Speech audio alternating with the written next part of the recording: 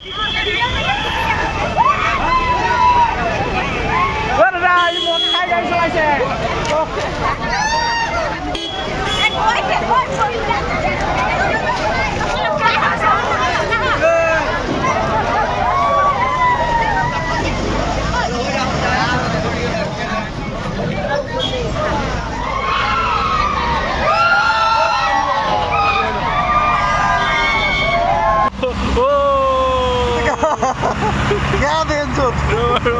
video recording हो ऐसे।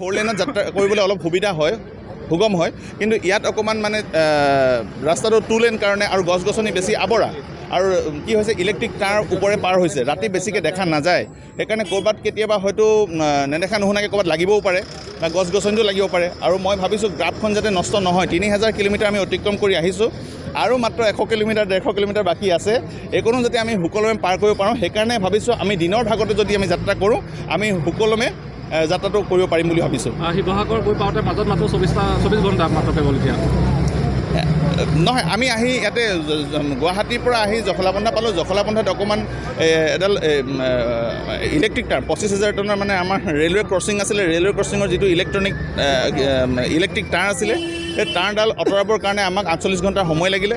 যিখিনি অফিচিয়েল ডকুমেণ্টছৰ কাম আছিলে সেইখিনি আমি কৰিলোঁ, পাৰ্মিশ্যন ল'লোঁ, পাৰ্মিশ্যন পোৱাৰ পিছত আজি আকৌ আমি যাত্ৰা আৰম্ভ কৰিছোঁ।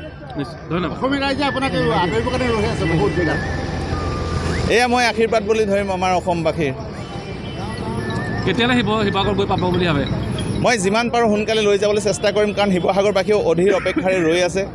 ফোনৰ উপৰি ফোন আহিছে যে কেতিয়া পাবহি আৰু সকলোকে ধৰক উত্তৰ কেতিয়াবা দিবও পৰা নাই, কেতিয়াবা দিবও পাৰিছোঁ। যিসকলক উত্তৰ দিব পৰা নাই তেওঁলোকে যাতে ক্ষমা কৰি দিব, ব্যস্ততাৰ কাৰণে হয়তো মই উত্তৰ দিব পৰা নাই, কিন্তু অতি সোনকালে নিজক চেষ্টা কৰি আছোঁ যাতে মানে আজি এতিয়া ৰাতি 11টা কিমান বাজিছে, এতিয়া 11 বাজিছে, এতিয়াও আমি 15-20 কিলোমিটাৰ খোজকাঢ়ি আহি আছোঁ। ৰাইজে কেতিয়া ৰেষ্টুৰেণ্টত গৈ সেই উৰাজাহাজ ৰেষ্টুৰেণ্টত গৈ খাবলৈ পাৰিব বা চাব পাৰিব? আমি যিমান পাৰোঁ চেষ্টা কৰিম, কাৰণ বিহু আহি আছে, আগন্তুক 2-4 দিনৰ পিছত আমাৰ বিহু আছে, বিহু খাই লওঁ। ইমান দূৰ যাত্ৰা কৰি আহিছোঁ, আজি 26 দিন হৈছে আৰু 27 নম্বৰ দিনা চাগে গৈ আমি শিৱসাগৰ পাম। তাৰপিছত বিহু খাই আৰু বিহু খোৱাৰ পিছতে আমি কাম আৰম্ভ কৰি দিম আৰু। ধন্যবাদ। বোকাখাট পাৰ নোহোৱালৈকে সুদূৰ মুম্বাইৰ পৰা আহি এতিয়া এই মুহূৰ্তত কাজিৰঙাত আহি উপস্থিত হৈছে, নিশাৰ ভাগত কাজিৰঙাত আহি উপস্থিত হৈছে। সমগ্ৰ যাত্ৰাটো আপুনি ইতিমধ্যে গম পাইছে। এই বাটটো আচলতে কেনেদৰে আপুনি আহিলে, কিবা বাধা বিঘিনি পাইছিলে নেকি? হয়, আমি 16 ডিচেম্বৰত যাত্ৰা আৰম্ভ কৰিছিলোঁ মুম্বাই এয়াৰপৰ্টৰ পৰা এখন এয়াৰক্ৰাফ্ট লৈ, এয়াৰ ইণ্ডিয়াৰ, আৰু ইতিমধ্যে আমি 26 দিন ইতিমধ্যে শেষ হৈছে। 26 দিন অতিক্ৰম কৰি আজি আমি ইয়াত কহৰা চাৰিআলি পাৰ কৰি আহি ইয়াত বোকাখাট অভিমুখে গৈ আছোঁ। আৰু সঁচাকৈ ভাল লাগিছে, অসমবাসীয়ে ইমান মৰম স্নেহ দিছে, আশীৰ্বাদ দিছে, সঁচাকৈ ইমান এনেকুৱা হ'ব বুলি ভবা নাছিলোঁ। সদায় অসমবাসীৰ ওচৰত ঋণী হৈ থাকিম আৰু সোনকালে যাতে আৰু আশীৰ্বাদ কৰিব যাতে সোনকালে আমি শিৱসাগৰ গৈ পাওঁ। অধীৰ আগ্ৰহে ৰখি আছে, অসমবাসীয়ে অধীৰ আগ্ৰহে ৰখি আছে, প্ৰতিটো স্থানতে মানুহৰ ভিৰ দেখিবলৈ পোৱা গৈছে। মানে আমি সকলোৱে জানো যে উৰাজাহাজ এখন আমি হতকাই মানে কি হয় ন, দেখি নাপাওঁ বা স্পৰ্শ কৰি নাপাওঁ, বা কেতিয়াবা যিসকলে মানুহে ট্ৰেভেল কৰিছে, যাত্ৰা কৰিছে, তেওঁলোকে হয়তো পাইছে, আৰু কিন্তু বহুত সংখ্যক 70 পৰা 75% এতিয়াও জনতা জনাৰ্দন মানে ট্ৰেভেল কৰা নাই।